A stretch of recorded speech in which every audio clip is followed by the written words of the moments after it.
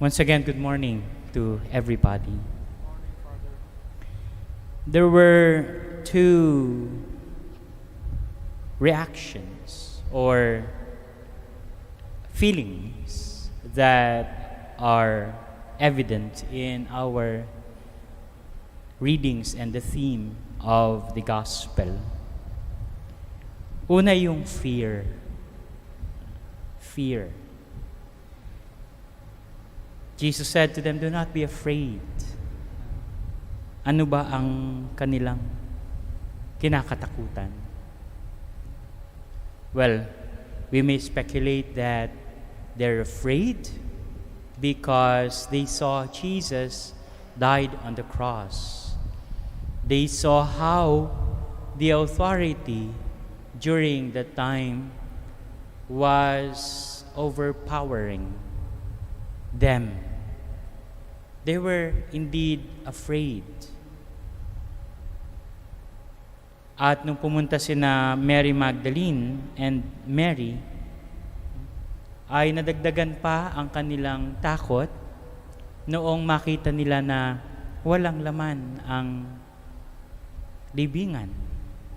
Hindi pa nila naiintindihan nun ang pagkabuhay na maguli.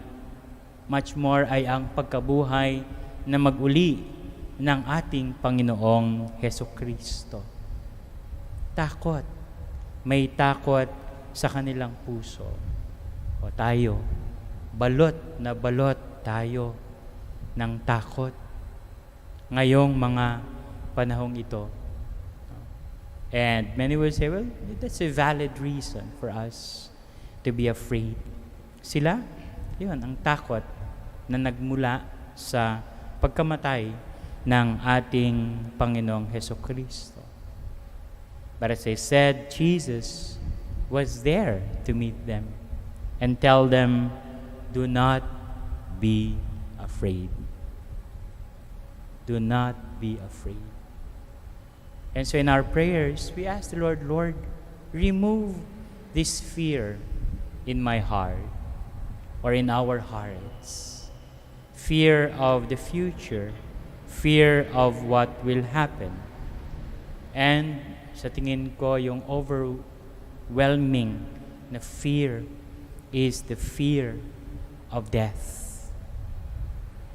But then, the other feeling or the other reaction that they have is the joy. They were overjoyed. Very typical ngayon, lalo na sa ating mga nasa social media, yung nakakakita tayo ng mga posts ng mga pictures ng events in the past. Pag nakakita kayo ng gathering, titingnan nyo muna kung kailan ba kinuha yung picture. Imposible ngayon kasi walang mga face mask. Imposible ngayon kasi ang daming tao sa mga beaches. Imposible ngayon kasi ay parang walang kinakatakutan ang mga tao sa pictures. Lalo na mga pictures ng family, reunions, celebrations. At ang mga reaction dyan ay kailan kaya mauulit ito? I remember a boy who recited a poem about COVID. Pag wala ng COVID, yun ang kanyang tula. And he really recited it na he was looking forward to what will happen after all of this are gone. Kung ano ang gagawin niya, kung anong mangyayari. At itong ating mga disciples, maybe they have in their mind kapag nabuhay na muli ang ating Panginoon. Though of course, the human reaction, the human feeling, ay naandoon pa rin. But then, this Easter became the source of their joy. At sa ating lahat, ay ganun din ang isa sa mga mensahe ng pagkabuhay na maguli ng Panginoong Hesukristo. Na ang pagkabuhay na ito ay pagbubukalan ng ating tuwa, ng ating ligaya. And then Jesus sent them to share the joy of Easter, to share the good news, to remind others also that do not be afraid. At one point, inalis ang pinanggagalingan ng kanilang saya. Tayo, pag inalis ang pinanggagalingan ng saya, ay di syempre tayo ay malulungkot din. Sa kanila, at a brief moment, Jesus was taken away. Jesus was lying in the tomb. But on that morning, the tomb was empty. The Lord has risen indeed. At paulit-ulit yan, aagawin ang source ng kaligayahan natin, ang ating Panginoong Hesukristo. The truth behind the resurrection. It was mentioned here that the soldiers have their version of what happened, influenced by a bribe, influenced by the authorities, that this is what you are to say.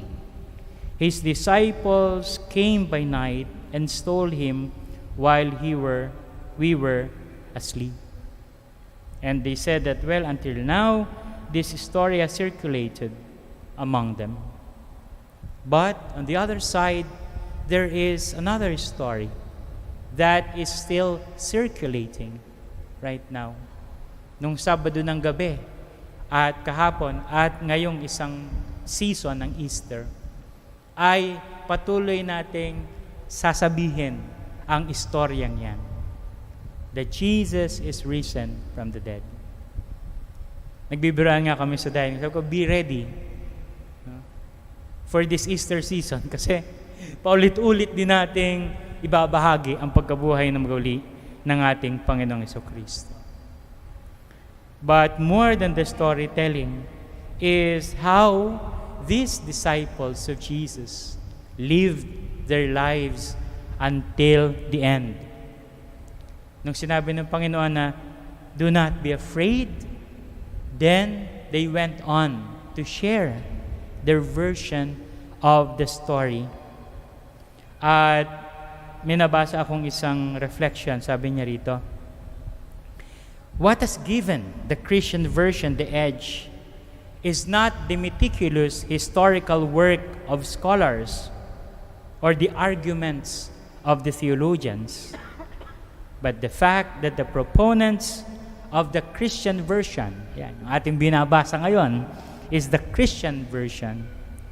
Their followers have been and still are prepared to die for that version. One time I went to our mother house in Style, Holland.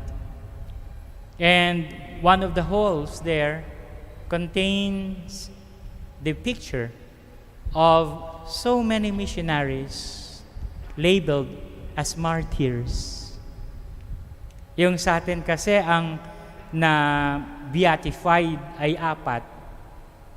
But more than the 4 are those not so remembered martyrs, including there more likely are not so remembered missionaries who have their stories in life, and also that their life became stories of how Jesus was resurrected from the dead.